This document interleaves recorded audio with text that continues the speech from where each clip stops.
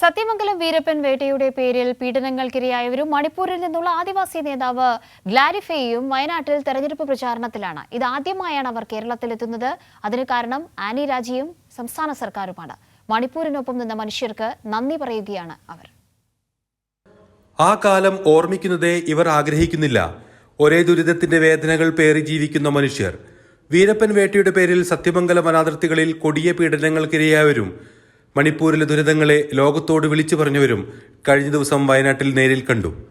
ഇവരെല്ലാം ഏറെ പരിചിതർ, ഒരുമിച്ച് ദുഃഖകാലങ്ങളെ അതിജീവിച്ചവർ. ആ കാലങ്ങളിൽ ആനി രാജയുടെ ഇടപെടലുകൾ ഇവർക്ക് മറക്കാൻ വയ്യ. പ്രചാരണത്തിന് അവരെല്ലാം വയനാട്ടിലേക്ക് എത്തുമ്പോൾ ആനി രാജയ്ക്ക് പറയാനുള്ളത് രാഷ്ട്രീയം മാത്രം, മനുഷ്യർ ഒരുമിച്ച് നിൽക്കേണ്ട കാലത്തെക്കുറിച്ചും.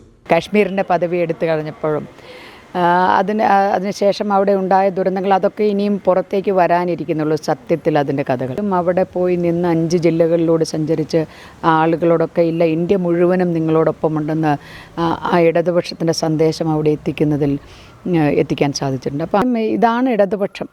ഒരു പദവിയും ഇല്ലാതെ നിൽക്കുമ്പോഴും ഇടപെടലുകൾ നടത്താൻ നമ്മൾക്കായിട്ടുണ്ട്, ഇടതുപക്ഷത്തിൻ്റെ പ്രവർത്തകർക്കാകുന്നുണ്ട് എന്നുള്ള ഒരു തിരിച്ചറിവ്. അപ്പോൾ ഒരു പദവി കൂടി കിട്ടിയാൽ കുറേ കൂടി ഇടപെടൽ നടത്തിക്കൊണ്ട് കുറേ കൂടി കാര്യങ്ങൾ ഇവർക്കൊക്കെ ചെയ്യാമെന്നുള്ള വലിയ പ്രതീക്ഷയാണ് ഇവർക്കുള്ള.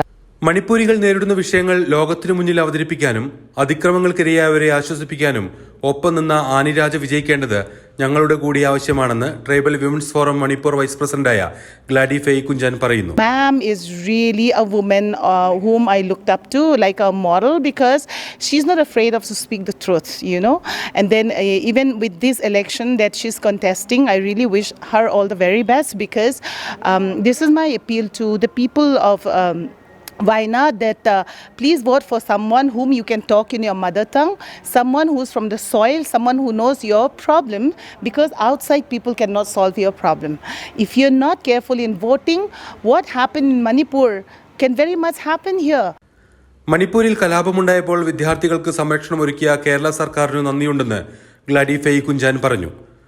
രാജ്യത്തെ പ്രധാന പ്രശ്നങ്ങളിലെല്ലാം ശബ്ദമായിരുന്ന ആനി രാജയ്ക്കായി വോട്ട് അഭ്യർത്ഥനയുമായി നിരവധി പേർ വയനാട്ടിലെത്തുന്നുണ്ട്. കശ്മീരിൽ നിന്നുള്ള മനുഷ്യാവകാശ പ്രവർത്തകരും വയനാട്ടിലെത്തും. കൈരളി ന്യൂസ്, വയനാട്.